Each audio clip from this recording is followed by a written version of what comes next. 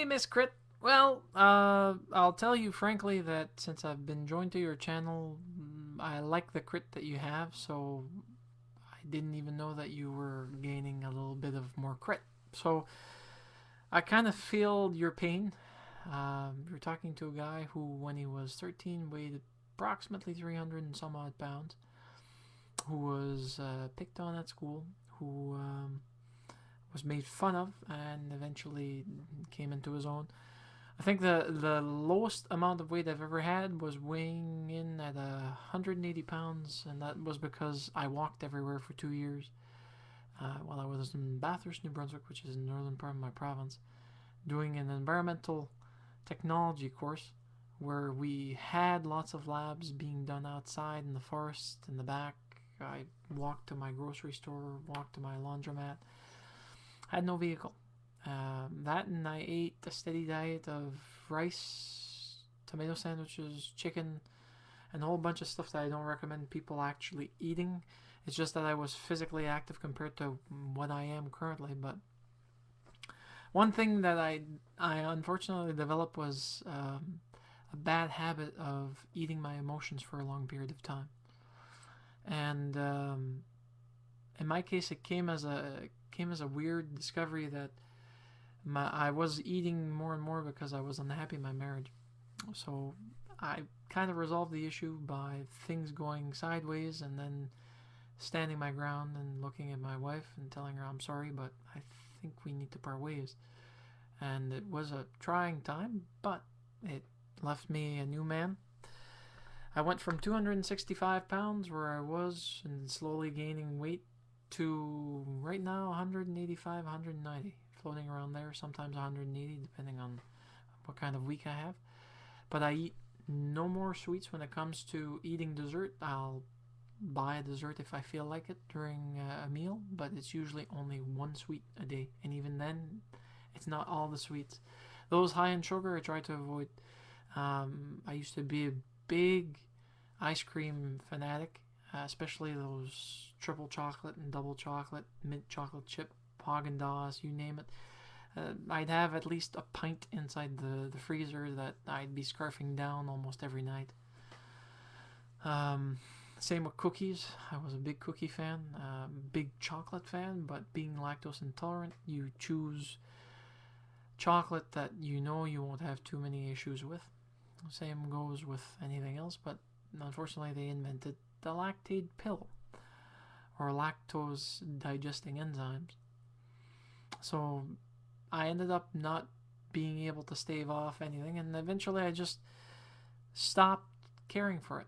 I found that when I was single, when I started my life up again, I started doing YouTube, which kept me occupied, kept on reading, kept doing my radio show, kept doing more activities, going out for a walk every night and for 30 minutes, 45 minutes.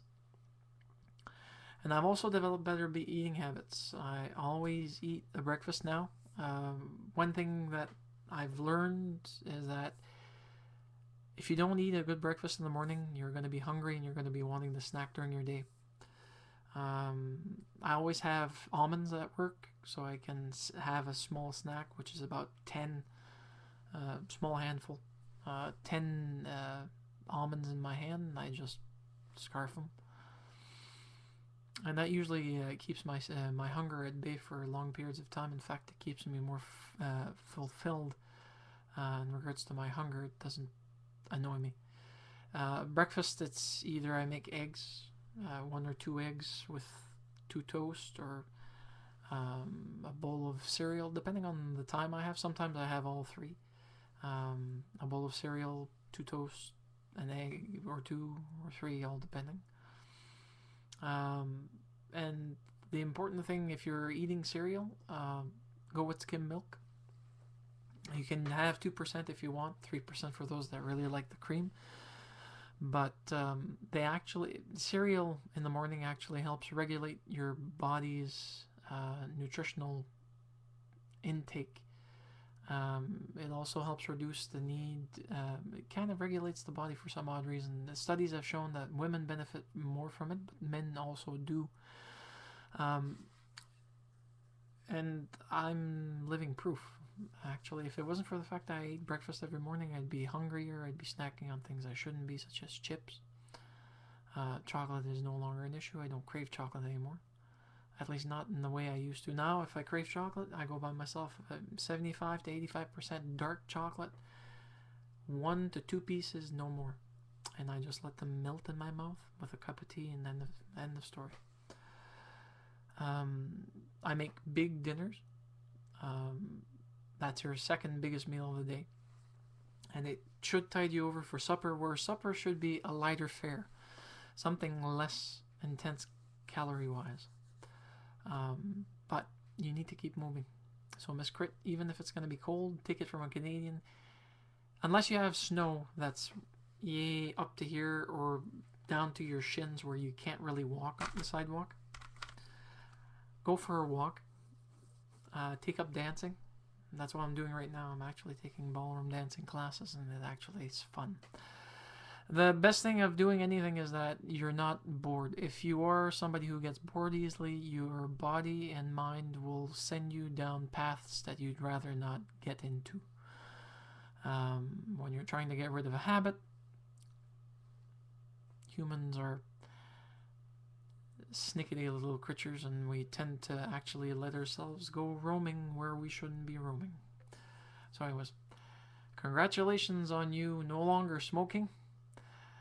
Take it from a guy who's actually had a chance to kiss a woman who smoked. There's nothing worse than kissing an ashtray. Trust me.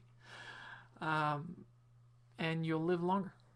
Just hope that you don't have a relapse, because you're 10 months into being cold from cigarettes. I just hope that it lasts for you. For my dad, it took him 3 years. Actually, 3 separate tries. And so far, so good. The 3rd try, he's been off clean turkey. He hasn't used anything, or I should say cold turkey, not clean. Mind you, it could be a clean turkey if the turkey's not smoked. Bad pun. Anyways, have a nice one.